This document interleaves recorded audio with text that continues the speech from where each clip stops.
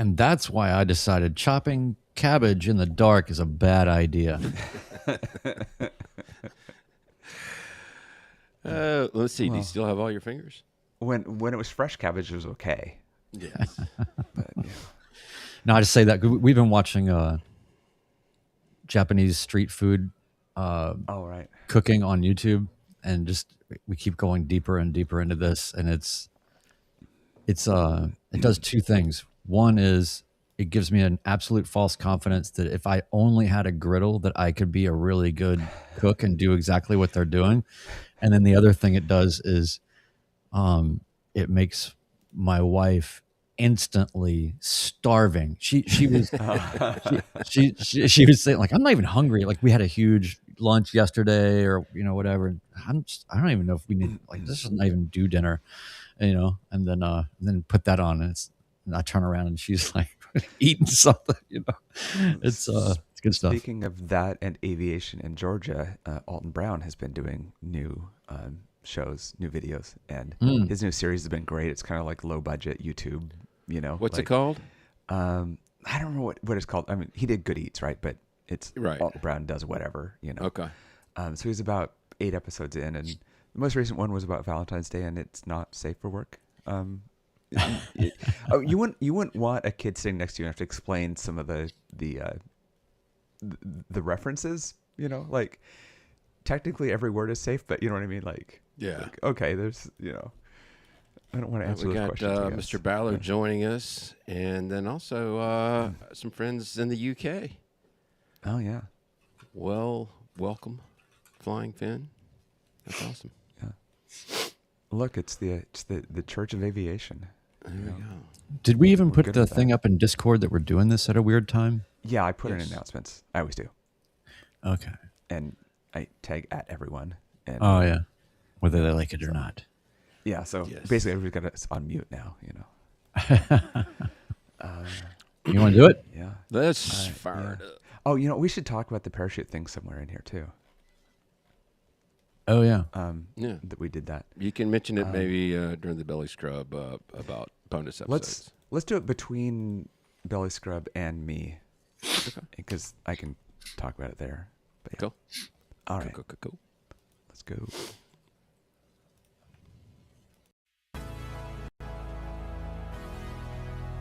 Welcome to the Midlife Pilot Podcast. What is it like to become a pilot in midlife? The challenges are unique, but so are the rewards. Hosts Ben, Brian, and Ted talk learning to fly, growing as pilots, and the joy of flying to destinations. The purpose of the podcast is not to teach, but to share knowledge and experiences. You definitely should not take any advice too seriously from an aviation podcast that uses terms like icing on the vegetables.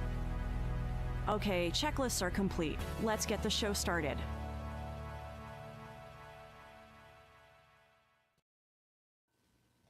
Hello and welcome to episode 167 of the Midlife Pilot Podcast, where we share experiences and challenges of flying in midlife.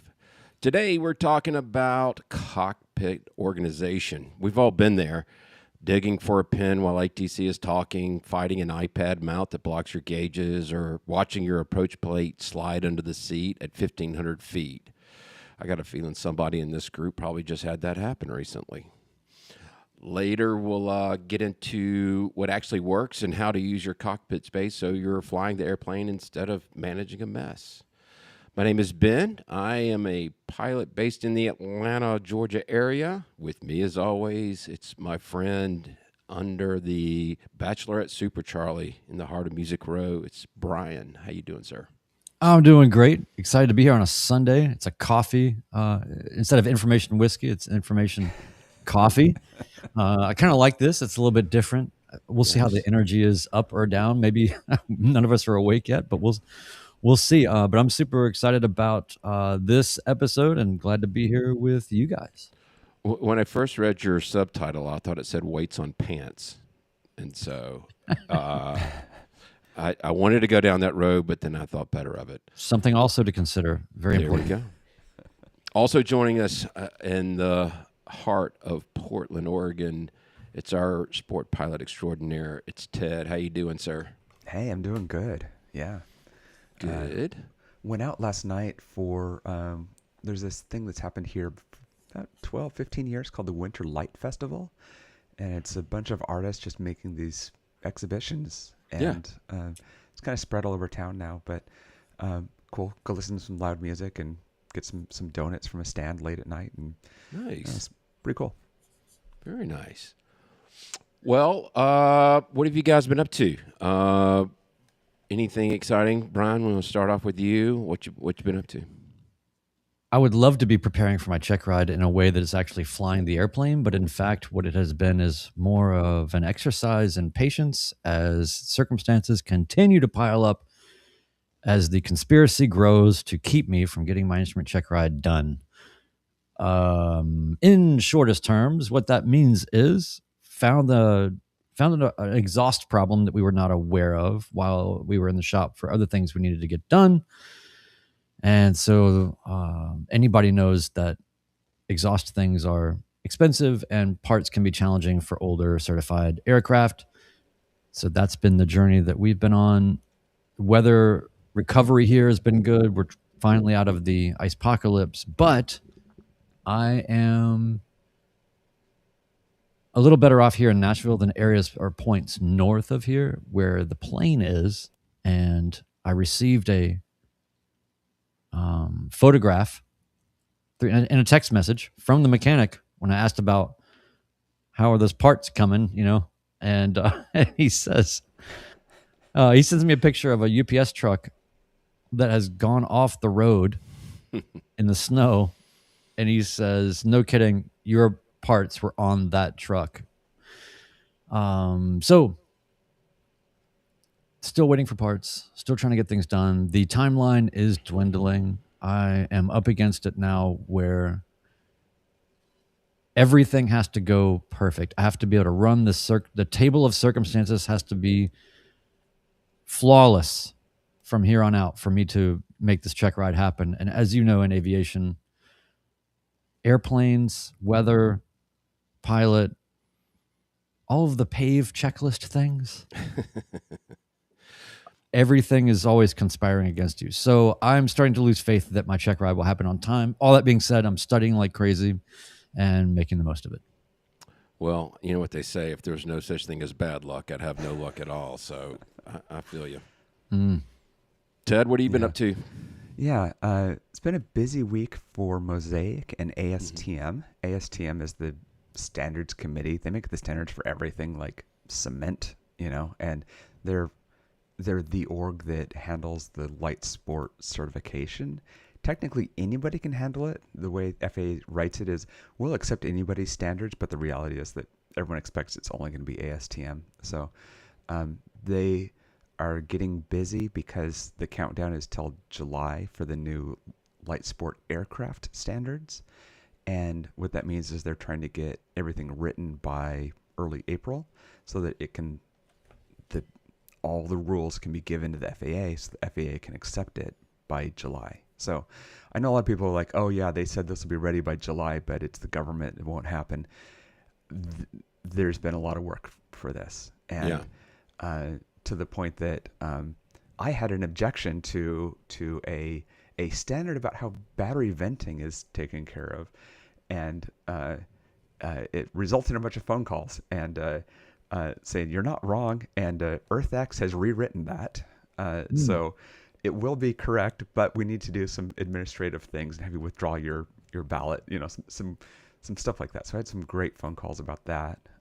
And also got to read the IFR standards for light sport aircraft, which was lacking last time. It was one of the huge omissions last time was that light sports can't go into IFR.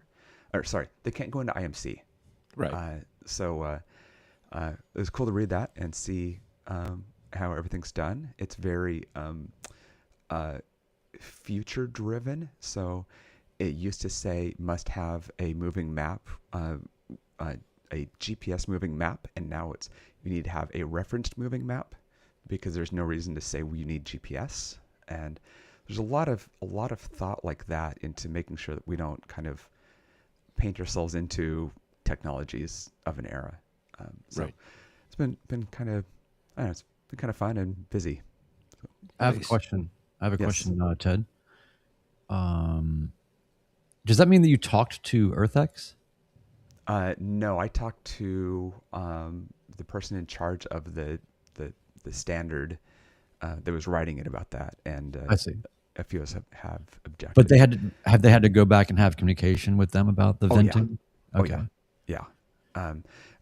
On all these ballots, it's required that every member submit your ballot, and it's required that any negative ballot is addressed or justification of why they're ignoring it is given. So sometimes it's like, yeah, this person's kind of like out on a limb. We're gonna go without it. And then sometimes it's like this, where it's like, oh no, we accidentally wrote this for battery technology of today, and this will be a problem. So it's yeah. One more question. Yes. When did you start when was your first flight lesson? My discovery flight was in December of 2021. So first lesson January 22. Within 5 years, 4 or 5 years, this is just, I think it's amazing that I do too. that within 4 or 5 years, you are directly involved in helping shape the standards. foundational pieces of what becomes the rules. Yeah, It's fascinating. Yeah. It's kind of like if you hadn't even taken your first law school class, and then you take the bar, and within 4 or 5 years you're on the Supreme Court. Yeah. Well, I got interested when a guy that writes about the kind of light sport industry was like, look, for $70 a year, anybody can be a member of this, and you have the same vote as a manufacturer does. So Ted has as much vote as Vans Aircraft does in this. And Wow. I was like, wow, okay. It's been cool. It's, I don't put a ton of time into it. The people that are writing it are doing amazing work. On the other hand, they're usually employed for companies that are very interested in it. I'm just doing it on the side, but it's cool to see it go past. Yeah. I just learning the process of how they go about creating all this, to me, would be invaluable for whatever you do in aviation. I just think that's, like Brian said, going from zero to hero like that, that's pretty incredible. They need a Schoolhouse Rock for a Yeah. Let me give you a practical example. So I pulled actually I left it out, but I left the whiskey compass out of my plane when I bought it. The previous owner had removed it because technically it's not required in a light sport certification. And I'm generally okay with that because I fly VFR. And it's like, I figured the time that you might need that backup is when you fly into IMC. The new standard does not require it. And I was very curious about that because I pay attention because of my plane. The reason they don't require it is you've got all those backups in the electronic instruments. So you've got 2 sets of instruments, and you've got, mine has backup magnetic direction anyway, but even with just one, you have all your backups for that. It'll use GPS as a backup to your magnetic compass and still give you a heading. So things like that, where it's like, when you think about it in kind of the old way, you're like, oh, you must have a whiskey compass, but it's like, no, actually you just need 2 sources, and that's all built in now. So that's the stuff that I kind of find interesting. I think, and for the audience, Ted did not pay me to say this, but I think with your personality, Ted, you are very analytical, but you also have a very clear picture of the big picture. You seem to be able to balance both of them very well. So I think that's kind of a very good role for you, what you're doing right now. So thanks. Yeah. Thank you for your service. What about you? What have you been up to? Not a lot of flying last week. I am, typical midlifer. It's so cold. I don't want to go out and get up and where it's even colder, higher in the air. I did something interesting yesterday. Lord Alpha Juliet, our friend, invited me to go to this expo, and it was called the DSC, which is the Dallas Sportsman Club. And basically, it was at the Georgia World Congress Center, which is a massive convention center. It's big game hunting, big fishing trips, all these outdoor activities. Like, there's vendors that will pick any country you want and what animal you want to go hunt or what type of fish you want to go catch, and they have a tour for it, or just going on regular safaris. It was this huge subculture. There's these gun manufacturers that, they're beautifully crafted guns. There was a gun there that was, I think it was $23,000.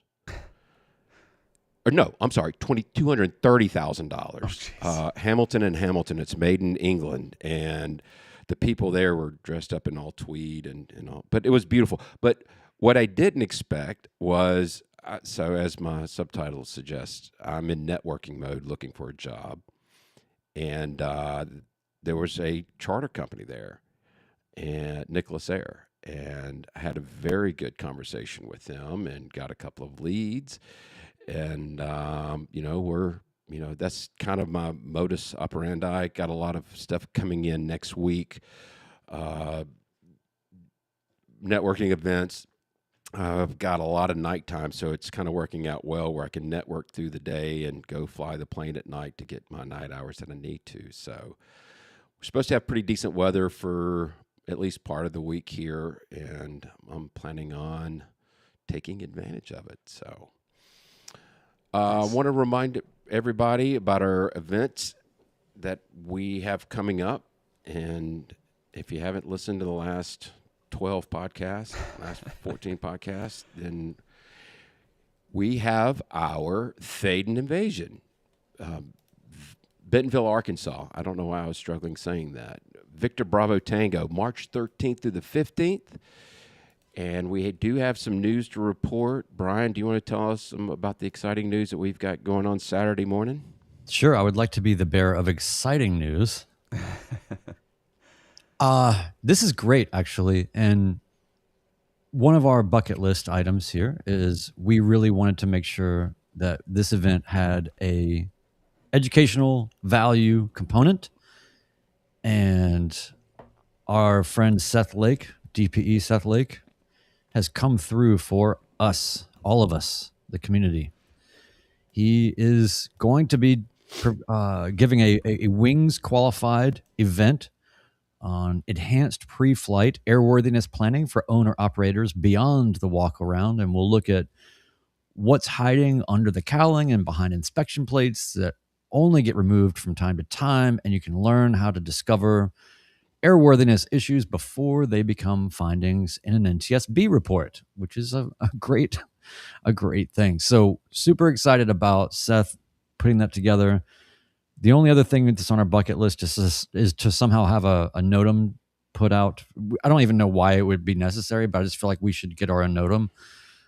Anyway, super cool that Seth is doing that. If you're not familiar with Seth and his amazing podcast and video content on YouTube and everything, wildly valuable to every phase of becoming or being a pilot, one of the best out there. So it's just an honor to have him participating and helping us and contributing his wisdom, and everybody gets credit for it. Wings. And if you don't know what Wings program is, go look it up, or we'll put some links up in the show notes, but everybody should be doing Wings qualified events, and this will be one of them. So you might attend a midlife pilot event and somehow maybe look a little bit better on your next check ride because you went through it. We're not making any promises in that regard, but there is a chance that you could look a little bit better. I do want to say I used Seth Lake's. He has this massive PDF program that I used for my commercial rating. He puts out a lot of great products. So definitely check out his YouTube channel and his podcast. He really does. He's helped me out a lot. I'll just say it that way. Yeah, he's VSL Aviation, and I think you're talking about the ACE guide that he does. The ACE guide is exactly like what I'm referring to. It's like a annotated FAR aim, roughly. Roughly, yeah. Okay. You pick. it's got shortcuts built into this PDF. So if you want to go look up what is holding out, you can just click on a link and it bounces you around. So even a tech simpleton like myself can use it effectively. So Yeah, it's like a primitive sort of UI layer that's sitting above the PDF that by subject can be drilled into so that you're not thinking about statute numbers. exactly right. Well said. That's cool. So, Yeah. Brian, what about the belly scrub? Yeah, let's just do it real quick, folks. Housekeeping. As you all know, you can join our Patreon community and help us keep the Midlife Pilot podcast ad-free. Your support makes this show possible, and every membership level gets you into our incredibly active Discord community. Our Lando-matic members at just $1 a month. That's 25 cents per episode. That's probably about that's. I think we're worth 25 cents for an hour. Maybe. That's 25 cents per episode. Get access to the community level Discord channels where pilots connect, share experiences, and support each other. At the Hershey bar level and above, you'll unlock the full Patreon channels in our Discord with expanded access to discussions on instrument training, plane ownership, flight debriefs, safety, career changes, plus exclusive behind-the-scenes content, extended interviews, and deeper conversations that we can't share anywhere else. Maybe it's not that we can't; it's just that we choose not to. I don't want to make it sound like we have an OnlyFans, but maybe we should. Maybe that's the next step, guys. We'll back burner that for now, but we'll see. There's a T-shirt coming. I can feel it right now. So many things to say here that we will not say. Maybe more of a graphical T-shirt than anything else.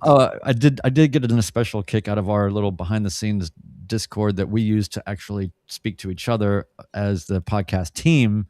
And when we were asking about T-shirt sizes, and Ted said, "I'm a medium T-shirt, extra large Speedo." Yes.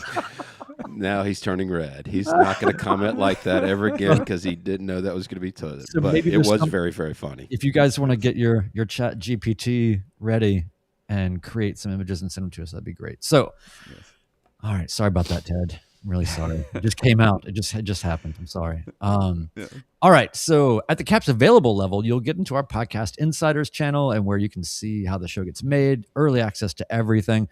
And no matter what level you are, 10% of everything goes to Freedom Aviation Network's anti-human trafficking efforts.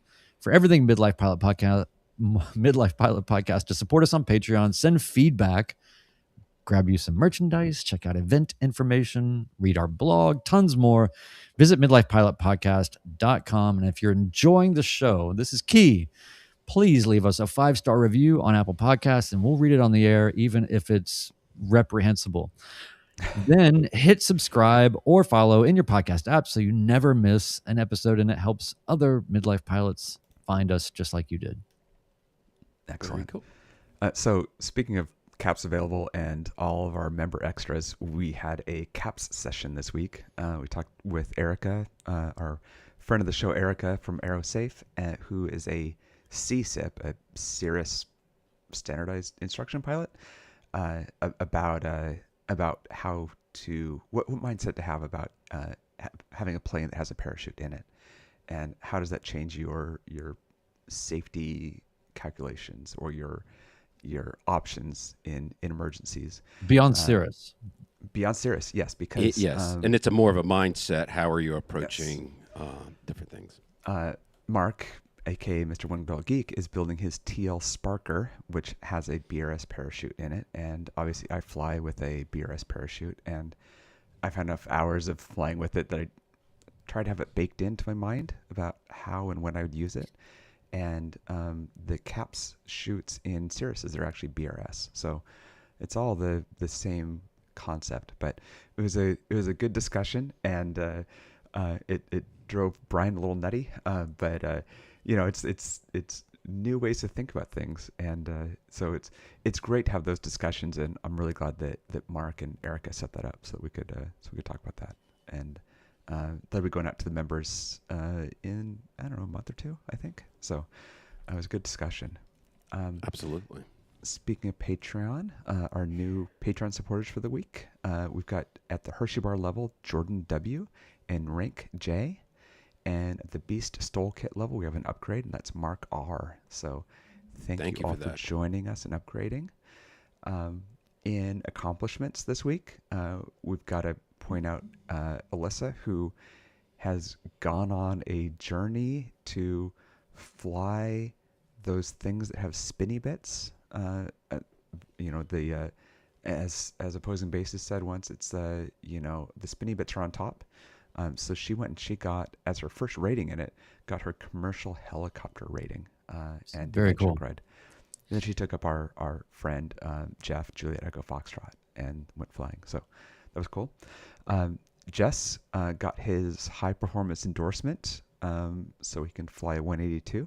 And Jess, he was a sport pilot. I can't remember if I think he's still a sport pilot. So it's even more notable for that reason. And Chris M passed his instrument. This is 2 weeks in a row we've had somebody who had their instrument check ride. So that was cool. And it led to quite a bit of discussion with you, Brian, talking with Chris about kind of picking his brain on the check ride. Yeah. I like that. Well, hey, look, it's the best thing in the world to have this community, to see other people relying on each other. But when it can be of direct value to me also, or any of us, we love that. So we have many people involved in this community that are very far down the road from where all of us are. So we're grateful for that. There's a lot of knowledge to be had, and I appreciate all the sharing and pointers. Yeah. Very good. Well, today, at generic time of day, whatever this may be, whenever you're listening to this, we wanted to talk about organizing the cockpit. So a messy cockpit creates real safety problems. When you're hand flying an approach in the clouds and ATC changes your clearance, you can't be hunting for a pencil or fighting with your iPad. And to that point, I do remember on my private check ride, as soon as we got in the plane and we took off for the first time, my DPE said, "Oh, I dropped my pen. Will you get it for me?" Which I didn't fall for that. But that is an example of cockpit organization, and I was quite frankly glad that I was tested on it. The NTSP doesn't blame clutter in accident reports, but we can read between the lines. Missed altitudes, forgotten frequencies, lost situational awareness. Often because pilots are managing their stuff instead of flying. So what I thought we could do is kind of go around the horn, and each of us maybe contribute some tips on how we set our cockpit up to organize a little bit better. And I'll let's go with Ted first to get his thoughts on what he does setting up the egg, because that's a somewhat more limited space, so you have to be probably a little extra diligent about your organization skills. Yes. So, I was thinking about this, and in some ways it seems like it doesn't apply as much because I do have much more limited space than many of our pilots. On the other hand, I've flown further than probably 99% of our audience. So I think that it's very key to kind of think about it and apply it back to whatever plane you're in. The flying the egg is like being in a Miata or Brian in MR2. Mm-hmm. There's no back seat. You can't just reach back and grab things. There's quite a bit of limited space. Although, man, I was in the Cessna 150, and then I realized what limited space really is. And because I've got the width, and that doesn't. The real goal is anything that I need, I better plan in advance before the flight where it's going to be. My flight bag that I carry to the plane is a purse. It's just big enough to hold my mini iPad, and has a little pouch for other things in it, because I don't want a big bag that I have to put in my luggage area, which I won't be able to access anyway. So there's things like that kind of make more minimal. One thing that I did that was that really helped was I made my own 3D printed organizer that that sits. Now, remember, just like in a Miata or an MR2, I'm not sitting up off the floor. I'm basically sitting on the floor. So you don't have a lot of space to put things you might otherwise. But I have this thing that goes right next to my leg that holds my Flying Eyes prescription sunglasses or prescription glasses and the sunglasses that go over the top of it. And it also has a pocket just for my phone and for the notepad that I like using, for the pin for my BRS parachute, and a spot for pins to be held. And that's key. Again, all those things I used to just kind of put in this tiny center console and just reach for them all the time. So when you know where something is, when you get that call on a long cross country where you may not have your notepad handy when you get a handoff, you know where to grab your notepad to write it down. It's right there. And I'm not looking for a pen somewhere else. So those were really key for me. I used to keep an organizer on the passenger seat. I found I didn't really use it too much. It was just kind of weird. So I quit doing that. And the only thing that I really have on the passenger seat is a jacket and usually a couple of booster batteries to recharge things with. I do keep a soft-sided cooler on the floor on the passenger side. And that's where I have drinks. And I like going and buying like cut fruit before a long trip. And put that on your lap and eat it. And hopefully there isn't turbulence when you do that. Otherwise, you end up with pineapple everywhere, which just happened. But yeah, those are some of the things I like doing. Yeah. Then the other thing that I have that is completely different than everyone else is I have 2 cup holders in the plane. They didn't come with the plane, but they're installed. And I'm a big fan of having my coffee if it's anything near morning, and then having usually water or some sort of liquid to drink besides that. So it's like, well, why are you drinking so much? Like, where else am I going to put it? Right. Anything you put is going to roll down into the rudder pedals, or it's just going to get lost. So having a place for anything that you think you need is important. If there isn't a place for it to go, may as well not have it. So that's kind of my strategy. Brian, what about you? I like it. You have so much you have so many customization skills as a human anyway. So this is really, as you're describing all this, I'm just thinking we're going to need to see everything. I want to make a list of everything that you just said, and then we have to have corresponding images of all of these things for Discord at some point. But and by the way, everybody in the chat, please start throwing in your organizational wisdoms. I love this comment from Gita. Yeah. She says, I feel like a mom in the cockpit. Tissues, Altoids, Band-Aids, extra cheater glasses, extra pens, etc. all go in the side pocket. So okay, side pockets, great. My plane has them right in the door. Has a nice little slash pocket you can put things in. How do my doors open? They open upwards. Yeah. Right? They're like bat wings. Oh. What happens to a side pocket when you open the doors? Everything falls out. Yeah. So basically the only thing in there are barf bags, just something really light. You and Lamborghini owners are basically I know. affliction. Yeah. You got to feel for us. Is there not enough space forward of the door to mount a side pocket? No. But there are some side pockets that have been Velcroed in on the other side, on the inside of your knees. Got it. So What that's about- where my manual is. What about a gyroscopic side door pocket? Ooh. It just rotates. I like it. Yeah. It's like, what's your Steadicam? It's not Steadicam, but you know It's what I'm a talking gimbal. about. The gimbal. Yeah. Yeah. Great. Then it runs out of batteries and everything dumps. Yeah. You've got a serious side pocket door when it requires an STC and A charger. Yeah. there's ADs out on your side pocket. So for me, I don't really get as involved perhaps as you do, Ted, but I can just tell you the things that work for me or the things that I think about. And keep in mind, I have a Cherokee 180. It kind of just is what it is.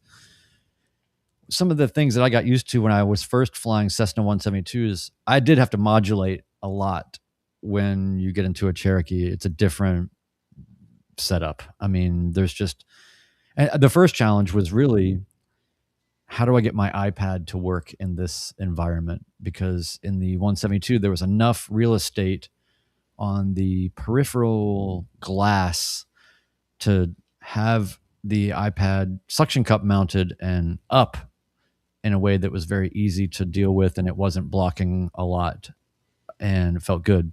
Getting into the Cherokee, realized there's no real good way to do that, and it's going to have to be yoke mount. And anything you do that's on the panel is way more involved, and some people's panels are already made for it. They have a lot of blank space maybe on the right hand side, depending how modern it is. In my case, there was not that option. So either way, whether it was in the Cessna with the suction cup mount or the yoke mount in the Cherokee, the thing that has helped me so much, and we're not endorsed by them, but we will be if they hear this, because the greatest thing since sliced bread for me has been the pivot case. I am such a fan. It's just solid locking. Any product that has a satisfying click when you use it is next level, whether it's closing the door on a Mercedes or clipping in your, prior to that, you have all like kind of these claw mount. I don't know. There's just a bunch of goofy iPad mounts, and the pivot case strategy works. So I've been a big fan of that. So that's helped me organize a lot. Have I mentioned the pivot case? Okay. So, aside from that, I do have a side pocket that is not necessarily, it's not even about which way the door opens. It's that there is no door. What door? So I don't have like 4 side pockets Yeah. going along the side of your wall there. It seems like that makes things easier, though, right? Like, Yeah. you can mount things to that side. Like, you could mount a suction cup and not worry about the door opening from it. Well, you have to weigh that out against the idea of having a door. Absolutely. Come on. So, Wait. Go ahead, Ben. I was just going to say, we're trying to find the silver lining here. If you're Yeah. not going to have a door, let's make the most of it. That's Yeah, it's like decorating your prison cell. It's so I like to keep certain things in there. I always am mindful about having a pulse ox nearby and in that spot. So I think from a cockpit organization standpoint for safety, pulse ox is not something to have in the pocket of your bag, and then the one time you throw it all the way in the way back, you realize that now you're flying at a particular altitude where you might be interested in understanding what your body's doing. I keep the pulse ox right there all the time. So that's one just little thing. And if you're not using a pulse ox, people are under the idea that these legal oxygen altitudes are valid reference points. And I have seen people get hypoxic as passengers in my plane at 8,500 feet. So you have to be ready, and you have to understand what's going on. And it's not a hard ceiling where at 12,500, all of a sudden the earth knows to change the oxygen level. So have a pulse ox and keep it nearby always, and don't put it in something that gets taken in and out of the plane. That would be my recommendation for that. Otherwise, little thing there's a lot of people that have Sentries or Stratus or Stratix or all these variations of ADS-BN devices. One of the coolest things about this plane, and the guys that owned the plane before already had it set up, is that they went ahead and ran a USB line all the way into the carpet or whatever, and all the way through to the baggage, and connect the Stratus there with a wire that comes up, and there's the suction cup antenna in the baggage door window. So I never have to think about, is the Stratus charged? It's just if it's like as if it's built in. So that's made organizing a little bit better, because you're not worried about where you're putting this thing. It's tied down into a fixed spot in the baggage compartment and just done, kind of pseudo hardwired.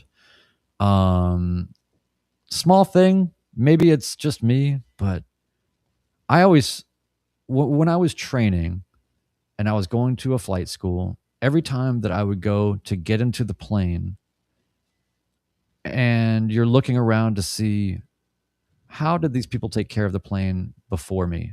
What kind of people were, how mindful were they about the plane and its condition? How likely are they to report important squawks? What is the nature of their character? What clues can I, how can I glean insight from these folks?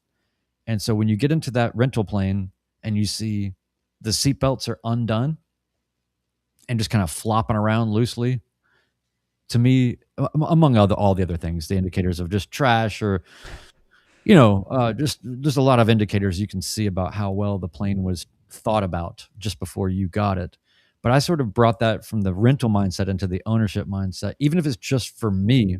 When I see that I have latched the seatbelts, I've neatened everything in such a way that every time, whether it's me or the partner in the plane or whatever, it just communicates organization, thoughtfulness, mindfulness about the environment of the plane. So I wouldn't necessarily say it's a cockpit organization thing, but I mean, if you're not sitting in the seat, clip the seatbelts and don't let them fall down in between the seats and all this other stuff. So there's that. Baggage organizer.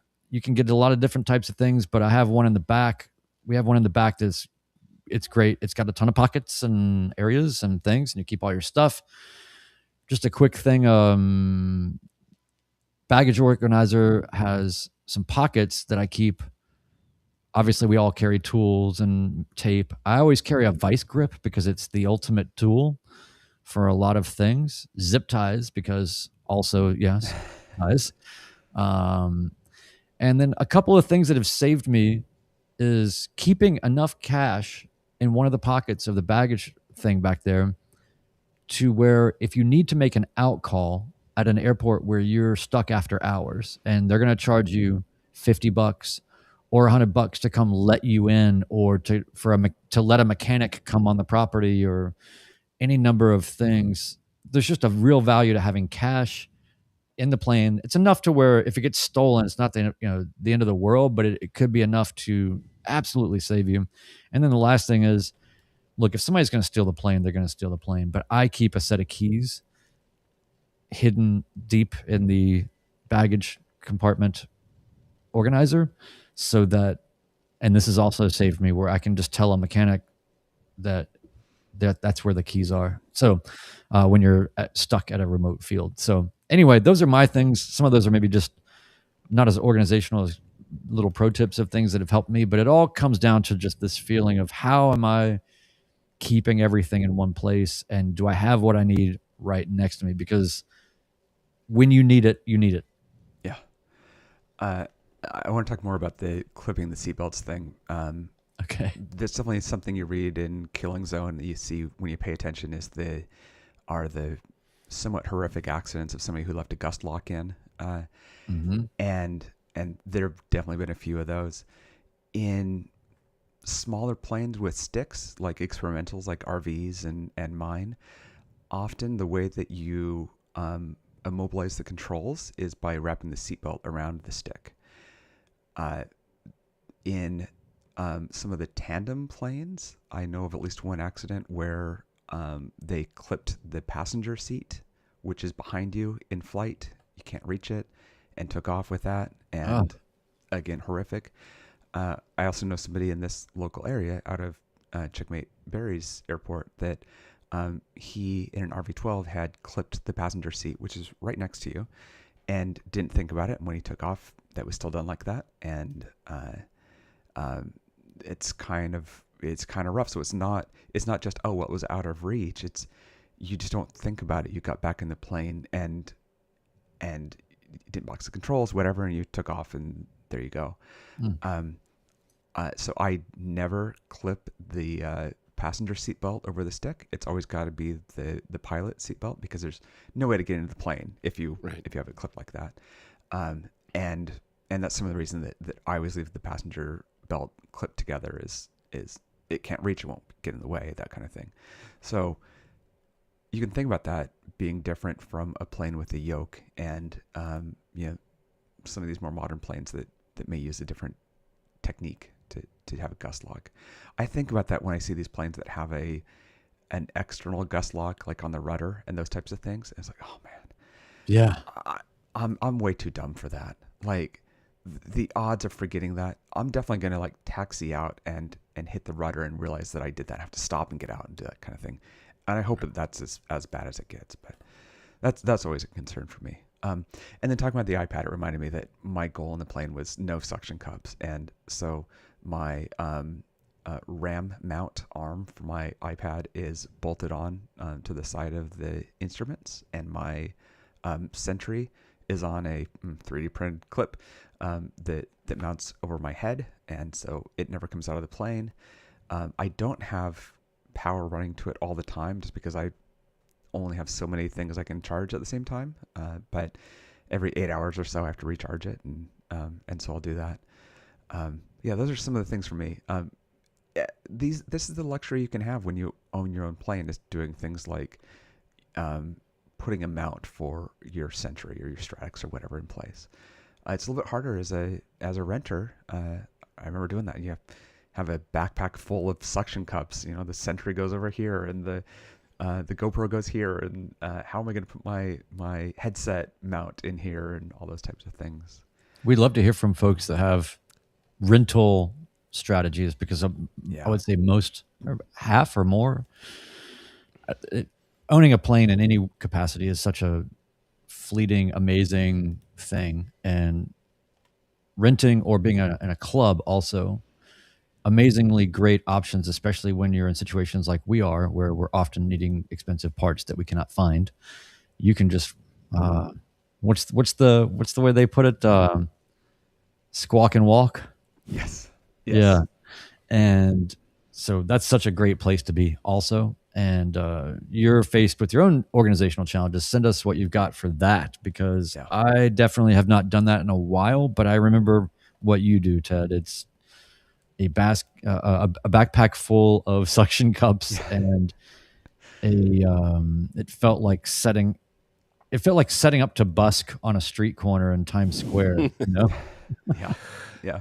But it's totally doable. I mean, and like I said, the pivot suction cup mount that I had for 172s is incredible. So there are little levels up, you know, for everybody's situation. So I agree. I wish we'd had this topic come up a while back, because when I was doing multi and renting, I really struggled with cockpit organization. Actually, it was a running joke. I would always lose pins because in the Beast, 1968 has an ashtray, which is a perfect pin holder. And I have several in my flight bag. I take a little bit different strategy than you both. I do keep my flight bag, when possible, within arm's reach. I've got it very specifically laid out, and no, I don't even have to look at it. I know where my pulse ox is. I know where my utility knife is. I know where everything is just without even looking at it. I do still wear a knee board, so pins are very important. I love writing down frequencies.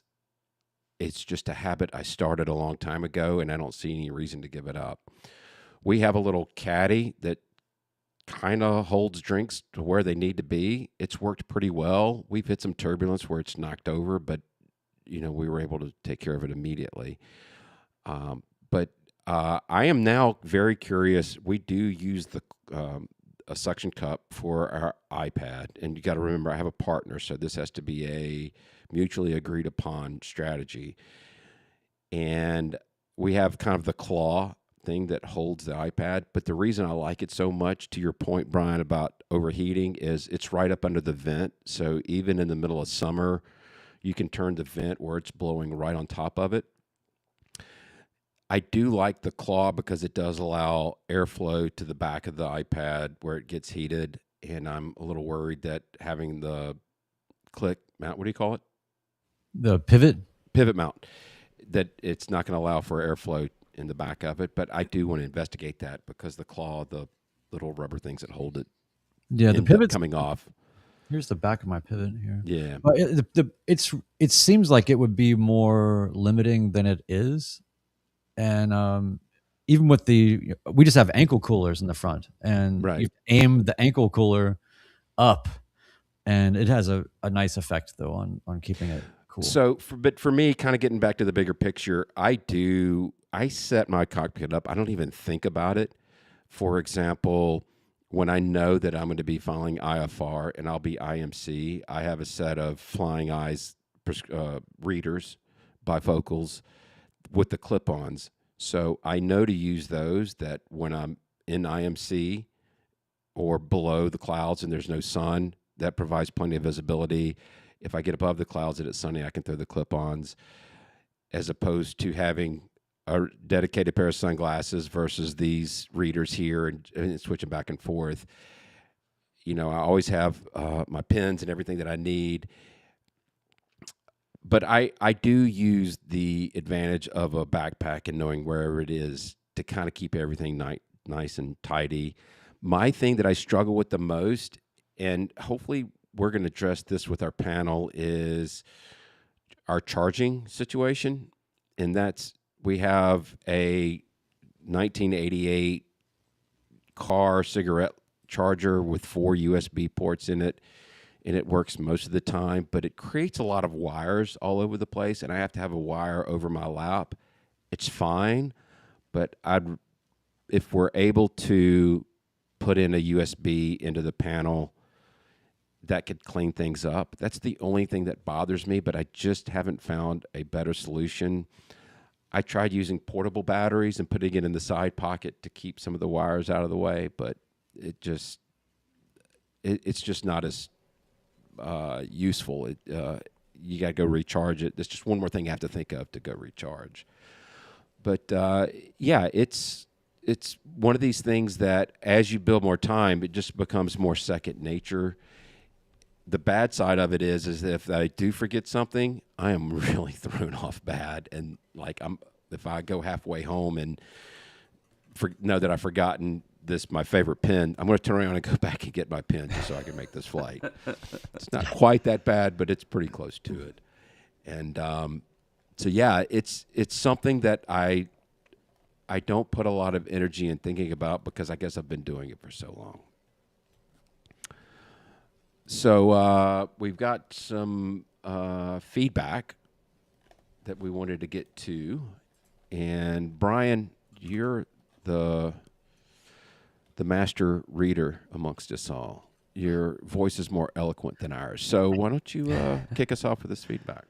All right. We have listener feedback. So just as a reminder, you can email us at midlifepilotpodcast@gmail.com or just go to midlifepilotpodcast.com and click a button and you can yell at us. So it's pretty awesome. Couple of listener feedbacks. One is this one's a follow-up to, I believe it was last week. Mike D says, "Hello, gents. Thank you for reading my email on the episode. As a follow-up to your questions and comments, I started listening when I started my flight training in 2022 with OG Chris and Brian. So for those who are not aware, the podcast began with just me and OG Chris Moran, our friend, for episodes 0 through 40, and then the rest is history. So if you're going back that far, you're hearing us as little podcast babies. So Ben, yes, I filed for most of my trip home, even though it was severe. Clear, CHS to ACY, ACY to OXC, then VFR for the short-term flight from OXC to my home airport for Bravo 8. Now, is that enough acronyms for an email that you would get from a person? Aviation does this to us all. Exactly. Yeah. So yes, CHS to ACY, ACY, OXC, VFR, short flight OXC to my home airport for Bravo 8. All right. This also allowed me to check the box for my long commercial cross-country flight. And to Brian's point, I had most of my boxes checked before enrolling in the program. So for context, this was about his accelerated program IFR experience to get his rating. I hadn't performed my IFR cross-country, and I needed 20 plus more hours of IFR for instrument flight training. On another note, if you all thought there might be some benefit, I'd be happy to do a debrief with you all at some point. Would love that. Would love to have and I think that One Dull Geek combined with, because I know he did a IFR accelerated program as well. I think it'd be great to have you two ping-ponging that around, because I'll say even for me right now, I just go, gosh, life has a way of really causing problems, and the longer time frame that you employ to do this, the more you're looking at having things be interrupted by circumstances that have nothing to do with you. So it might have been a better decision for me to just go do 6 days, but granted, I needed to build some more things. So I don't know. And my approach was fairly accelerated. I was trying to do it all in 2 or 3 weeks. So in terms of the flying portion, so I don't know. It's an interesting thing. I'd like to talk to you more, Mike, about that and see what your experience was. So thanks for that. Thanks for following up, answering the questions. Very cool. All I'll right. take the next one if that's okay. Yeah, please. So this next feedback comes from Mike Sierra Golf. He says, "Hey community, passed my IFR written yesterday morning. Congratulations. Shepherd Air was my friend. Thanks to this community for the recommendation and support. I am not posting the score though. I think it puts pressure on people who haven't taken it yet or could make them feel bad for not getting a high enough score. I think as a community, we should support the effort and dedication we all put into being better pilots, not the scores that come out of that effort. Just congrats to everyone who passed recently, and for those of you think doing it or feeling you don't understand the written test material, try Shepherd Air. I've used them for just about every rating I've achieved. So it's tough, but if you do what they say, you will pass, and I bet you will exceed your personal expectations. Love this place. Thanks Ed Siskin and the guys for building all this. Just amazing. Mike Sierra Golf." So that's we appreciate that feedback, and congratulations. So Absolutely. speaking of not giving the scores, I'm not sure if people have noticed, but in the last 12 to 20 episodes, when I talk about people hitting hour milestones, I don't say the hours on the podcast. And that's why I do that, right? It's not important to say, oh, you hit 100 hours, you hit 1,000 hours, you hit 200 hours. Those numbers are different for all of us. And we're not trying to encourage a certain number or compare or anything like that. So I think it's important to celebrate that. It's like, I guess it's like celebrating a birthday. It's not necessarily how old you are. It's just that it's one more trip around the sun and it's an excuse to get together. So I think I appreciate that. I like what Mike Sirigal said about not giving the score to, kind of keep from having that comparison. I've always said this. I used to be a runner, and I would look at my scores compared to other people in my age bracket. And the reality is, for 99.99% of us, there are many, many people with a lot more hours than us, and there are many, many people with a lot less hours than us. People would run faster times, people would run slower times. So it just kind of doesn't matter, but it is great to celebrate those achievements, because when I hit 100 hours, I didn't have anybody to share that experience with, and I was excited about it. And, my wife was, good for you, that's great, but it's not the same as another pilot who has just accomplished it or, something to that effect. So we always say comparison is the thief of joy, and that's not what we're trying to do here. So I do appreciate Mike Sirigoff's feedback on that. I love it. I've got to say, I do use Strava, not to for cycling. It's not to compare my results to others, but to compare it to myself. 100%. And I love it. I can see how was I doing last year at this time on this climb, and so because I love data. So yes, and I do the same. I have a Garmin watch, and it recognizes trails that I run, and it will compare me to the last one, and so that's the only reason I like it. I do want to hit this question from Flying Fin UK, talking about Cockpit organization. He said, "What's your feeling on portable lithium battery packs?" And I wanted to. I use it from time to time, but I kind of use it in a pinch.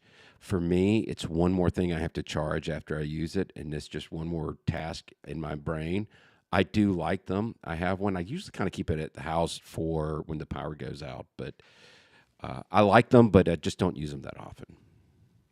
Is there a fire consideration here also? Things baking in the sun. Ted, do you have any thoughts on portable lithium battery packs? Well, yeah.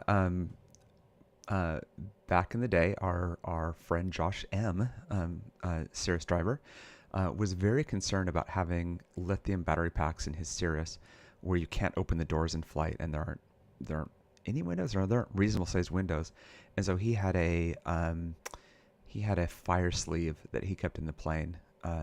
Because it's not just a portable battery pack; it's your iPad and your laptop all have batteries in them as well. Of course, so do your GoPros, right? So we've got lithium batteries all over the place. I think it's important not to buy really cheap ones. To pay attention to the health of them. Make sure they don't start pillowing. I have a couple of GoPro batteries that are starting to pillow a little bit, and it's gonna be time to replace them.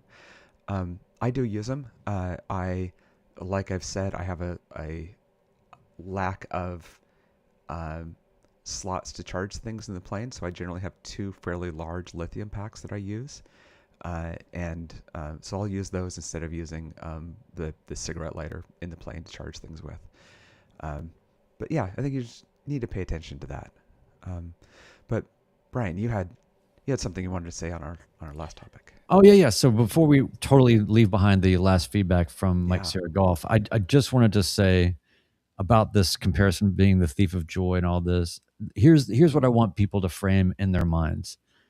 When somebody gets an 80 on a private pilot written or an instrument written or commercial, or whatever it is, they may be working two jobs to pay for training and have a family that is in a difficulty or any number of circumstances. And I think that there's how do I say this in a way that doesn't sound, I'll just say it. I'm just going to preface this with, I don't know how to say this better, so I'm just going to say it. I find that aviation culture, there's a lot of overachievers by nature.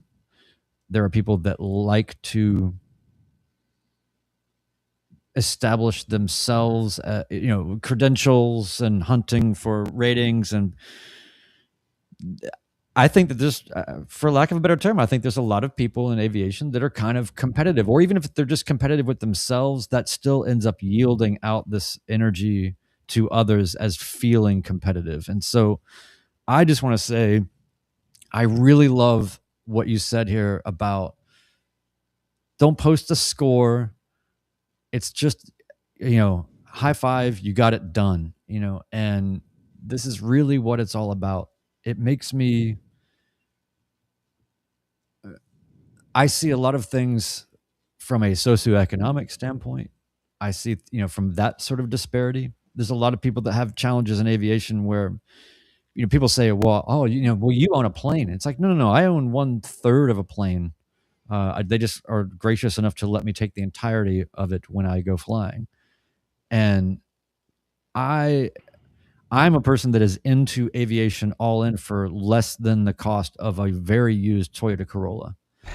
And so I want people to understand that when you're coming from that kind of a socioeconomic place, you have problems and challenges among your peer group or community, most people's perspectives on solving these problems, not most, often people's perspectives on solving these problems are, oh, we'll just upgrade to the, this $40,000 avionics thing, or, I had that same problem. What it is, I dropped $100,000 on my plane. It's like, I'm not in the same world. And so that trickles all the way back down to the ground level of the simplest things.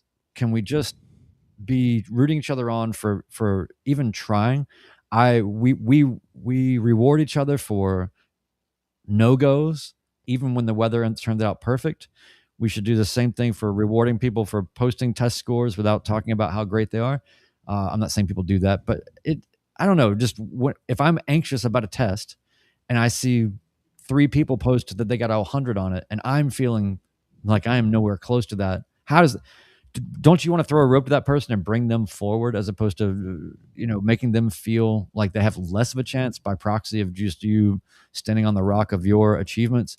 So I don't know. This is a particularly, as of late, sensitive thing for me, where I see a lot of comparison. I see a lot of people quietly being discouraged by those that are, I think, maybe thinking that they're encouraging other people, but being on your umpteenth rating and having clearly an infinite budget to do whatever you want to do in aviation and all the time in the world to do it, just accept that there are socioeconomic differences and circumstantial differences that separate us on some level, and we are not all cut the same. And so when that person makes an 80, don't tell them, I'm not saying this has happened, but just don't tell them they should have used this product to study, or that was them getting an 80 might have been a massively more monumental achievement than you getting 100. To add to that, and we'll move on, we'll wrap up here in a second. I will come out and I will just tell you, I was not a good student. I am a terrible tester. Yes, I know. It's shocking. None of us are. Well, Ted is. Yeah. Well, you're the one that gave me the nickname Sage, and so I wanted to kind of put it on the record that when I got my test score, which was below a 90, and I'm just going to leave it at that, I felt like it was a huge accomplishment because I suck at taking tests, and it's just who I am. I have to work, I feel like, 3 times as hard as anybody else to get a passing grade. So, again, I appreciate everything that Mike Sirigoff said to that. I do want to hit Geeta's comment. And, by the way, she's got a great podcast called the Calm Cockpit podcast that I've been listening to, and I find it very helpful. Geeta says, you guys have the best and super supportive vibe. So appreciated. I'm on the slow and steady path to private. Golly, I can't even read today, much less take a test. Steady path to private certificate, and the focus on process over score chasing is helpful. So thank you for sharing that. And, with all that said, we do have to acknowledge that, as Nathan Ballard points out, Brian did get 1,000% on his ground instructor exam. And the UGI, Uber ground instructor exam. And I mean, getting over 100%, that is quite the accomplishment. So, congrats, Brian. He took the test 10 times and got 100 on each of them to give him 1,000%. He took it 20 times and got 50% on each test. Listen, if you have Canva or some sort of document or photo editing software, you can have whatever grade you'd like to have. Yes. But no, I appreciate our friend Nathan Ballard. He endorsed me for my commercial written, and I managed to do reasonably okay on it to where I knew that it would not come back on him. But stuff is hard, man. Yeah. All of this is so hard, and so just don't forget about how few people ever endeavor to do this and to try to navigate. Ted, you opened up the show with the ASTM pieces and just all the changing landscape of aviation and regulation, and trying to just be in this and keep track of everything that's happening. And there's and to be willfully involved in a craft that there is no end, there is no mastery. There is no peak. There is no pinnacle. So just enjoy it and enjoy other people enjoying it. Very much so. Very good, gentlemen. Great discussion today. Thanks to everybody in the chat. Don't forget to hit subscribe. Follow us on Instagram. Click all the buttons. Say all the things like Brian likes to say. Today, before we got onto the podcast, I was going down the rabbit hole of looking at doing some fly fishing while we're up in the Bentonville area. And it reminded me of a quote from who is arguably one of the finest fly fishermen that ever lived. His name is Lefty Kreh.